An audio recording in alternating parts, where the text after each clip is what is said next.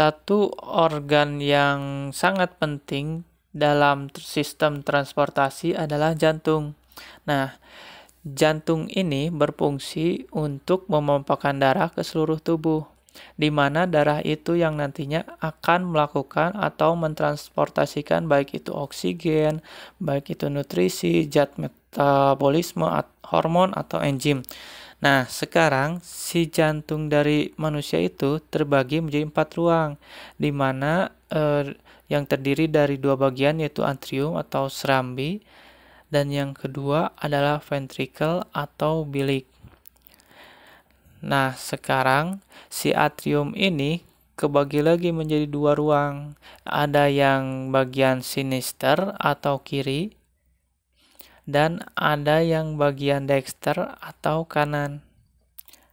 Nah, sama halnya dengan atrium, si ventricle juga kebagi menjadi 2. Ada yang sinister atau kiri, dan ada juga ventricle dexter atau bagian kanan.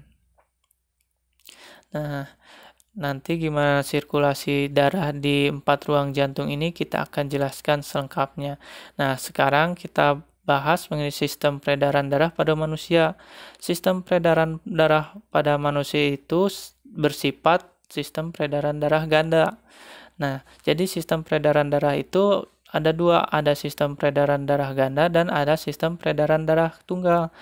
Kalau sistem peredaran darah tunggal, si darah itu hanya melewati jantung 1 kali, sedangkan sistem peredaran darah ganda itu melewati jantung sebanyak 2 kali.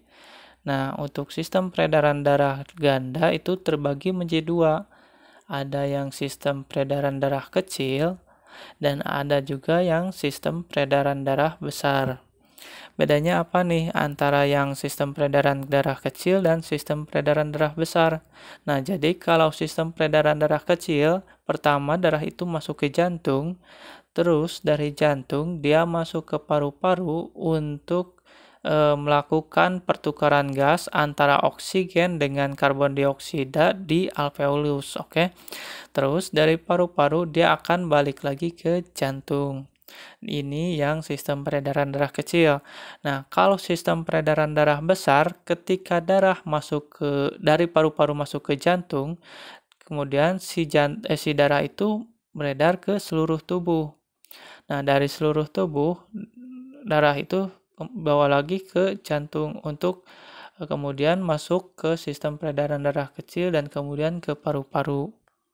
Nah, manusia itu termasuk ke dalam sistem peredaran darah ganda. Supaya lebih jelas untuk memahami sistem peredaran darah ganda, yaitu yang sistem peredaran darah kecil dan sistem peredaran darah besar, kita lihat gambar ini ya. Untuk sistem peredaran darah kecil, darah yang ada di ventrikel kanan atau yang di sini, dia akan masuk melalui arteri pulmonalis, yaitu yang ini, ke paru-paru.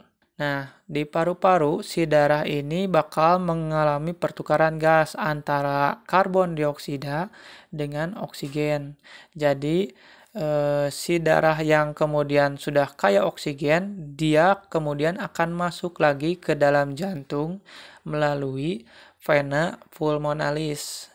Nah, dari vena pulmonalis ini, si darah itu akan masuk ke atrium atau ke serambi kiri, yaitu yang ini. Itu adalah yang sistem peredaran darah kecil, oke?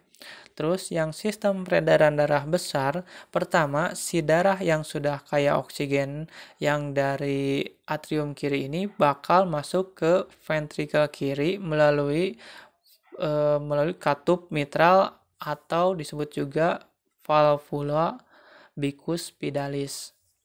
Oke. Nah, pada gambar yaitu yang berwarna putih ini. Nah, melalui katup ini, si darah dari atrium kiri ini masuk ke ventrikel kiri. Nah, dari ventrikel kiri ini, darah akan keluar melalui aorta, yaitu yang ini, terus akan masuk ke seluruh tubuh. Nah, setelah dia diedarkan ke seluruh tubuh, si darah akan miskin oksigen, kemudian akan masuk lagi ke jantung, khususnya ke atrium kanan, melalui vena cava, baik itu vena cava superior yang ini ataupun vena cava inferior, yaitu yang ini. Oke, ngerti kan? Jadi kalau yang sistem peredaran darah kecil dari ventrikel kanan, terus darah itu masuk melalui arteri pulmonalis ke paru-paru. Terus dari paru-paru, darah yang sudah kaya oksigen masuk ke atrium kiri melalui vena pulmonalis. Nah, terus yang sistem peredaran darah besar, darah yang dari atrium kiri masuk ke ventrikel kiri melalui valvula bicuspidalis, yaitu yang putih ini. Nah, dari ventrikel kiri darah keluar melalui aorta, kemudian masuk ke seluruh tubuh, dan dari seluruh tubuh, si darah yang miskin oksigen itu, karena oksigen sudah ditransport ke seluruh tubuh ya, nah si darah yang miskin oksigen itu masuk lagi ke jantung, yaitu ke atrium kanan, melalui vena cava, baik itu superior maupun yang inferior, oke? Nah, yang terakhir nih, bagian yang juga penting dalam sistem transportasi selain darah dengan jantung adalah pembuluh darah. Jadi, si pembuluh darah itu ada dua, ada yang disebut dengan arteri dan ada juga yang disebut vena. Kalau arteri disebut juga dengan pembuluh nadi, sementara vena biasa juga disebut dengan pembuluh balik, oke? Nah, untuk membedakan antara pembuluh darah arteri dengan vena, kita bisa menggunakan parameter. Yang pertama yaitu arah mengalirnya darah, yang kedua yaitu darah yang dikandung, dan yang ketiga adalah sifat dinding, dan yang terakhir adalah dari letaknya. Nah, kita bahas satu-satu. Kalau yang arteri atau nadi, si darah itu arahnya keluar dari jantung. Sementara itu, kalau vena atau pembuluh balik, arah si darahnya itu justru menuju ke jantung. Makanya dia disebut juga dengan istilah pembuluh balik, oke? Terus dari darah yang dikandung, kalau arteri atau nadi, biasanya itu pada umumnya ya, mengandung darah bersih atau yang kaya dengan oksigen, kecuali dengan yang arteri pulmonalis. Kenapa? Karena arteri pulmonalis tadi sudah kita bahas sebelumnya, dia itu pembuluhnya itu arahnya menuju ke paru-paru. Nah, darah yang dibawa ke paru-paru itu justru darah yang kotor yang miskin akan oksigen karena dia di paru-paru itu akan mengalami pertukaran gas antara karbon dioksida dengan oksigen, oke? Jadi darah yang ada di arteri ini, ada pulmonalis ini adalah darah kotor.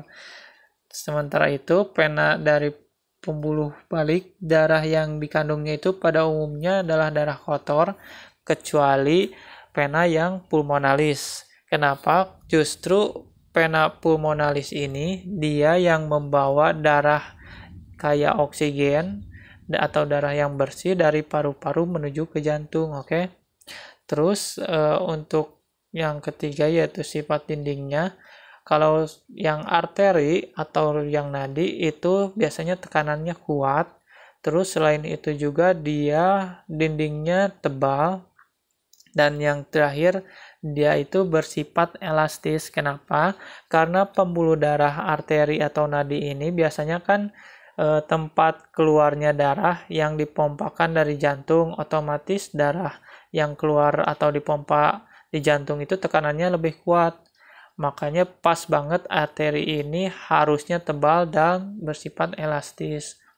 Nah, sementara itu pembuluh darah vena biasanya kebanyakan melalui vena ini kan menuju ke jantung. Dia ini sifatnya tekanannya lemah.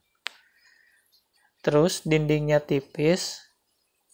Dan biasanya dia bersifat tidak elastis. Oke.